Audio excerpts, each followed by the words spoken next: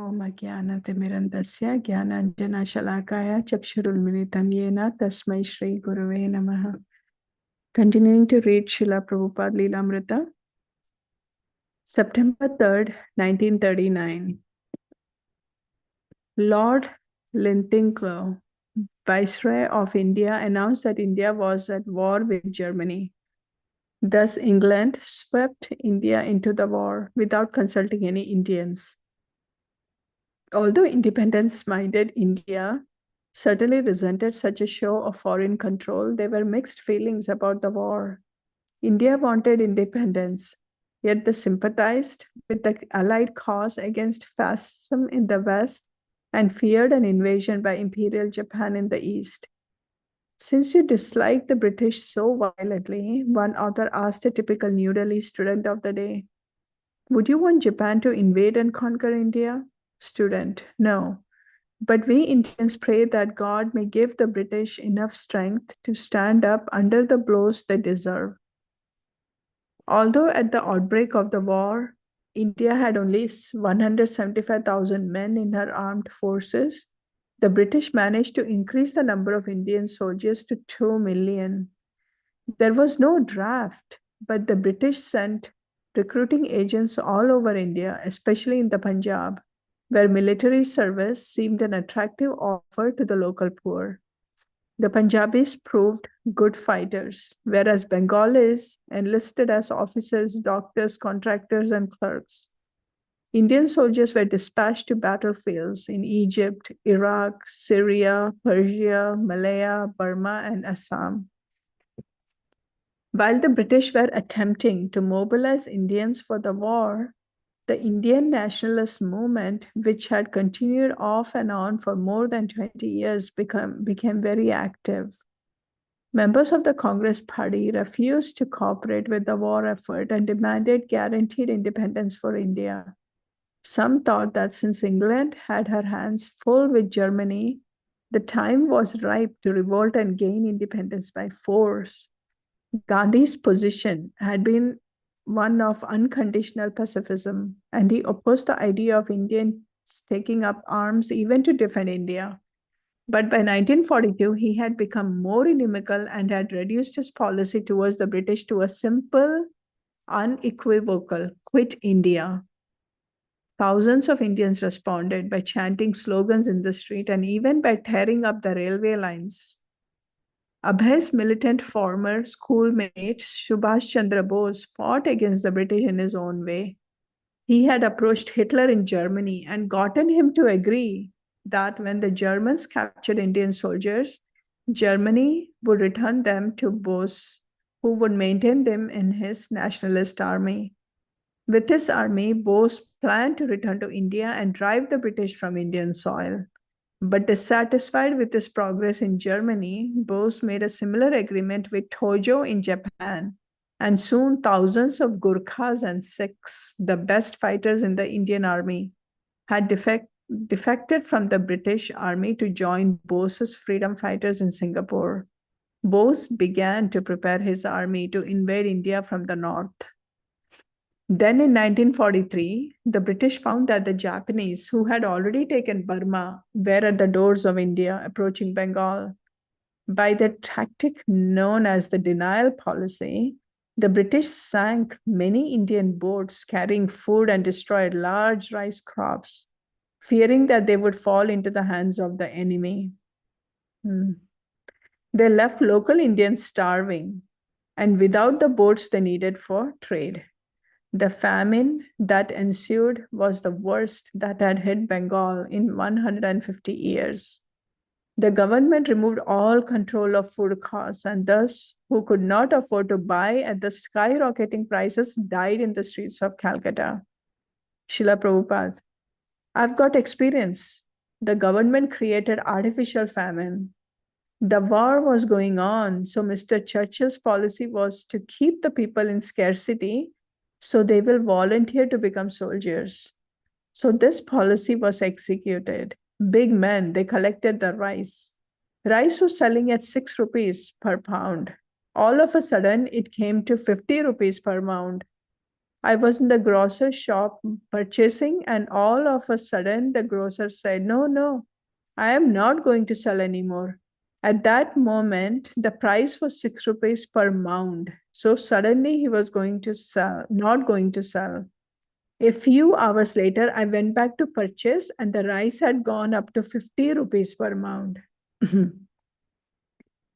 The government appointed agents began to purchase the rice and other commodities, which are daily necessities. They can offer any price because the currency is in their hands. They can print so called papers, $100, and pay. A man became satisfied, thinking, "Oh, I have $100, but it is a piece of paper." That was a policy. You have no money, no rice, no other avenue is open. Yes, you become a soldier. You get so much money. People out of poverty would go there. I've seen it. No rice was available in the market, and people were hungry. They were dying. Abhay managed to purchase just enough for his own family to survive. But he saw the beggar population increase by the hundreds. Month after month, he saw the footpaths and open spaces congested with beggars, cooking their food on improvised stoves and sleeping in the open or beneath the trees. He saw starving children rummaging in the dustbins for morsel of food. From there, it was but a step to fighting with the dogs for a share of the garbage. And this also became a familiar sight in the Calcutta streets. The British had little time to spare from their war efforts, and they worked only to save those lives essential for the fight. For the common people, the empire's prescription was uniform and simple: starvation.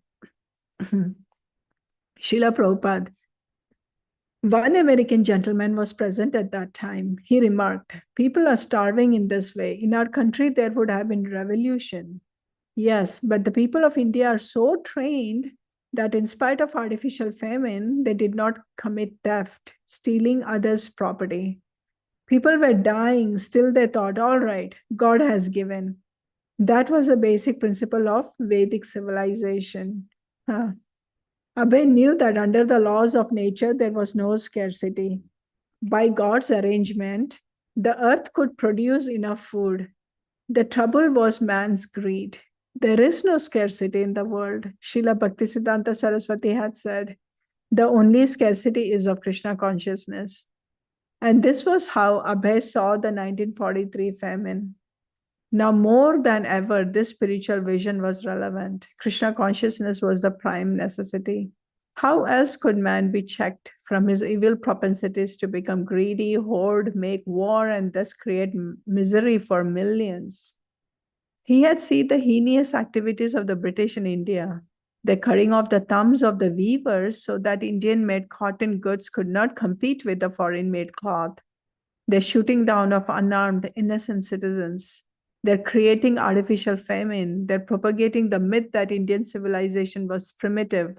Still, he did not believe that an independent Indian government would necessarily be an improvement, unless the leadership was Krishna conscious. And neither Gandhi nor Subhash Chandra Bose was then the government would be able to provide no real solutions, only stopgap measures.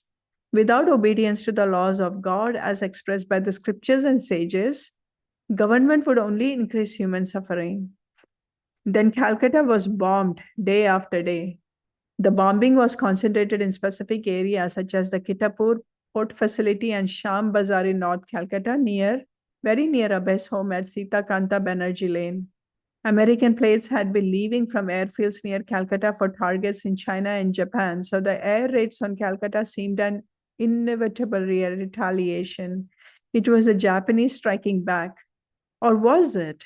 Some said it was the forces of Subhash Chandra Bose, since the bombs fell mostly in the European quarter. But for the people of Calcutta, it made a little difference who was attacking. After the first bombing, people evacuated the city. Blackouts were imposed, and at night the entire city was dark. Srila Prabhupada, the whole Calcutta became vacant. Perhaps only myself and a few others remained.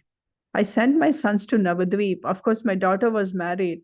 My wife refused to go out of Calcutta. She said, I'll be bombed, but I will not go.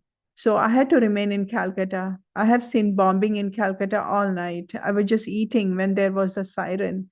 So the arrangement was that in your house would be the shelter room. I was hungry. So I first finished eating. Then I went to the room and the bombing began. Chi, Kyam. I was thinking that this was also Krishna in another form, but that form was not very lovable. We can stop here. So today, really, the description is all about how the Britishers were creating all of this devastation in India. They started the war and then they are recruiting Indians to go to the war and then artificially creating famine and things like that. But we can see how Srila Prabhupada is still so fixed. And then any of the situation that comes across, he's still looking at it as this is Krishna's form. That is like a very high level thinking right there, because even that he's saying that this is Krishna, but it is not like a very pleasing form. So very nice just to go into Srila Prabhupada's life story and understand all of these happenings, what he had experienced in his life. So with that, we can continue.